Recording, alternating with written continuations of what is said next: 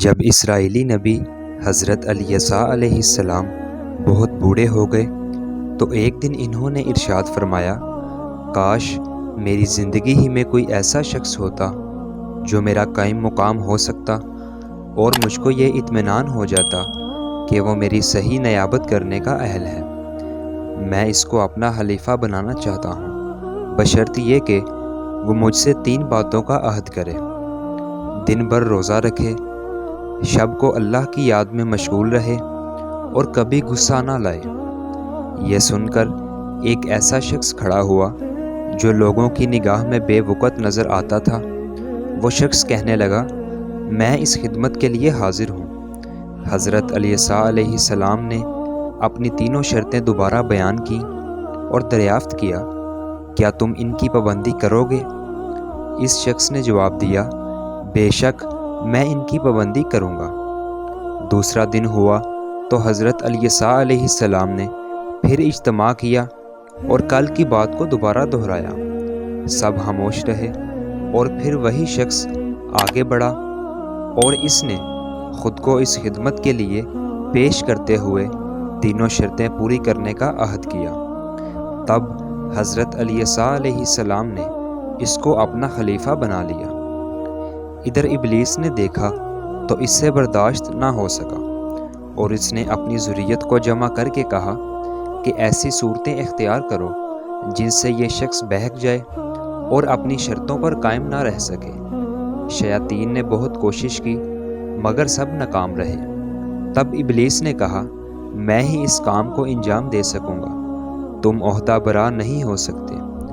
حضرت الیسع علیہ السلام کے خلیفہ کا یہ دستور تھا کہ وہ دن رات میں صرف دوپہر کو تھوڑی دیر قیلولہ کیا کرتا اور کچھ سو کر تھکان رفع کر لیتا تھا۔ چنانچہ ایک دن ابلیس پر گندہ حال بوڑھے کی شکل میں اسی وقت جب وہ آرام فرما رہے تھے ان کے دروازے پر آ پہنچا اور دروازہ پر ہاتھ مارا۔ وہ شخص آرام چھوڑ کر آیا اور دریافت کیا کہ کون ہے؟ ابلیس نے جواب دیا، ایک مظلوم و ناتواں بوڑھا ہوں۔ تب اس نے دروازہ کھول دیا اور اس کا حال دریافت کرنے لگا۔ ابلیس نے کہا کہ میرے اور میری قوم کے درمیان خصومت ہے، انہوں نے مجھ پر ظلم کر رکھا ہے۔ اور ابلیس نے اپنی اس داستان ظلم کو اتنا طول دیا کہ قیلولہ کا وقت ختم ہو گیا۔ بنی اسرائیل کے اس امیر جسے حضرت الیسع علیہ السلام نے اپنا خلیفہ منتخب کیا تھا، اس نے فرمایا، اب تم جاؤ، شام کو جو مجلس منعقد ہوگی تب تم آنا، میں تمہاری داد رسی کروں گا۔ وہ بوڑھا ابلیس چلا گیا۔ شام کو جب مجلس منعقد ہوئی تو خلیفہ نے دیکھا کہ وہ شخص موجود نہیں ہے اور مجلس برخاست بھی ہو گئی مگر وہ نہیں آیا۔ صبح کو جب پھر مجلس میں بیٹھا تو چہار جانب غور سے دیکھا کہ شاید اب آیا ہو مگر اس کو نہ پایا۔ مجلس برخاست ہونے پر جب خلیفہ نے قیلولہ کرنے کے لیے تنہائی اختیار کی تو پھر کسی نے دروازہ پر دستک دی۔ اس نے دروازہ کھولا تو اسی بوڑھے کو موجود پایا اور کل کی طرح پھر گفت و شنید کی۔ تب خلیفہ نے کہا، میں نے تم سے کہا تھا شام کو مجلس میں آنا مگر تم نہ آئے۔ ابلیس نے جواب دیا، میری قوم بہت ہی خبیث ہے، جب آپ کو مجلس میں پاتی ہے تو آہستہ سے مجھ سے اقرار کر لیتی ہے کہ مقدمہ کرو، ہم تمہارا حق ضرور دیں گے، لیکن آپ کے مجلس برخاست کر دینے کے بعد پھر منکر ہو جاتی ہے۔ خلیفہ نے کہا، آج شام کو ضرور آنا، میں اپنی موجودگی میں حق رسی کروں گا۔ اس گفت و شنید میں قیلولہ کا وقت پھر جاتا رہا اور خلیفہ کو نیند کی تکلیف نے بہت ستایا، مگر خلیفہ نے شام کو حسب وعدہ مجلس منعقد کی اور داد رسی کے لیے بیٹھا۔ چاروں طرف نگاہ پھرائی مگر اس بوڑھے کو نہ پایا اور صبح کی مجلس میں بھی وہ حاضر ہوا۔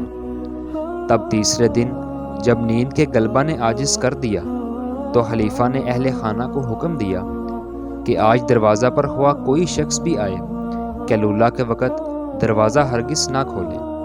خلیفہ ابھی لیٹا ہی تھا کہ فوراً ابلیس بوڑھے کی شکل میں موجود ہوا اور دروازہ پر دستک شروع کر دی۔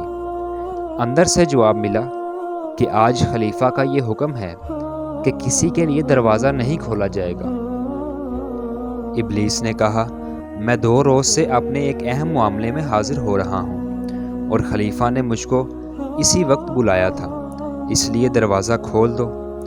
مگر دروازہ نہ کھولا، لیکن اہل خانہ نے دیکھا کہ باہر کا دروازہ بند ہونے کے باوجود وہ شخص اندر موجود ہے اور خلیفہ کے کمرہ کے دروازہ پر دستک دے رہا ہے۔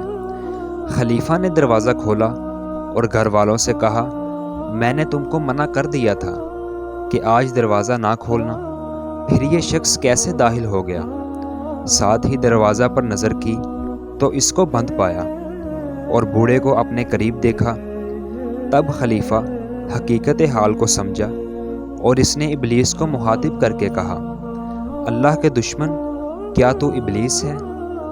ابلیس نے کہا، ہاں میں ابلیس ہوں۔ تو نے مجھ کو جب ہر طرح تھکا دیا اور میری ذریت کسی طرح تجھ پر قابو نہ پا سکی، تب میں نے آخری صورت یہ اختیار کی تھی تاکہ تجھ کو غضبناک کروں اور افائے شروط میں ناکام بنا دوں، مگر افسوس کہ میں خود ہی ناکام رہا۔